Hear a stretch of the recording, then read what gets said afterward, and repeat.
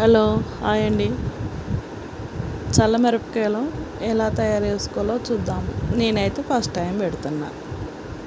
ఇంతవరకు ఎప్పుడు పెట్టలేదు, ఫస్ట్ టైం పెడుతున్నా. అది కూడా ట్రై చేద్దామని పెడుతున్నా. నేనైతే ఒక పచ్చిమిర్చి కారం లేని కాయలు ఒక 20 తీసుకున్నా. ఫస్ట్ టైం ట్రై చేస్తున్నా కాబట్టి కొన్ని చాలని చెప్పేసి తీసుకున్నా. చల్ల మిరపకాయలు మంచిగా తింటాడు, ఈయనకి చాలా ఇష్టం. అయితే అవి పెరుగుని మజ్జిగ చేసుకున్నా. దాంట్లో కొంచెం సాల్ట్ వేసుకున్నా. మిరపకాయలు మజ్జిగ చీల్చుకొని మజ్జిగలో నానబెట్టుకున్నా. అవి ఒక నైట్ మొత్తం నానబెట్టాలి, మార్నింగ్ ఎండబెట్టాలి. అట్లా నాకు ఒక 10 days పట్టింది. ఉన్న మజ్జిగ అంతా పీల్చుకొని చిక్కగా అయిపోయింది మజ్జిగ, అది పీల్చుకుంది. అలా ఎండిపోయినాయండి మిర్చి.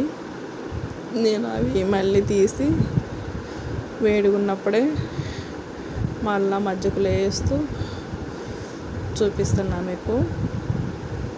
పప్పుచారులోకి, చారులోకి, పెరుగన్నంలోకి చాలా బాగుంటాయి. అవి అట్లా పైకి తేలుతున్నాయి కదండి, గంటతో ఎంత ముంచినా కానీ మునగట్లేదు. ఎందుకంటే అవి తేలిగ్గా ఉంటాయి కాబట్టి వాటర్లు మునగలేదు. అందుకోసం నేను దానిపైన ఒక బరువు కోసం ఒక చిన్న ప్లేట్ తీసుకొని దానిపైన బరువు పెట్టానండి. అప్పుడు అది లోపలికి నైట్ అంతా మునిగి ఆ బరువు వలన లోపల నానుతుంది. కొంచెం ఉప్పు, కొంచెం మజ్జిగ పడితే తీసి మళ్ళీ మనం ఎండబెట్టుకుంటే బాగుంటాయి. నాకైతే కొంచెం టైం పట్టిందండి.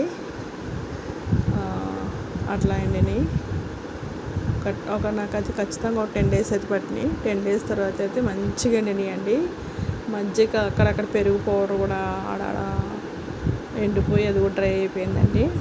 అలా ఎండిపోయి గలగలాడుతున్నాయి. అవి నేను తీసుకొచ్చిన 20 అంటే 20 కరెక్ట్ లెక్క పెట్టిన 20 మిర్చి అండి. అవి తీసుకొచ్చిన నేను. ఈ ఆయిల్ మామూలు వేడి చేసుకున్న, దాంట్లో వేయించేసిన. అవి వేయించినాయండి. నేను పప్పు చేసిన. పప్పు ఒక ఆమ్లెట్ వేసుకున్నాం.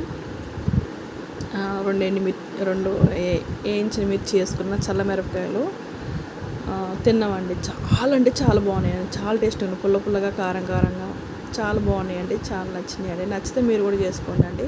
నాకైతే చాలా బాగా నచ్చినాయండి. ఆమ్లెట్ వేసుకున్న, మిర్చి వేసుకున్న చాలా బాగున్నాయండి. మీరు కూడా ట్రై చేయండి.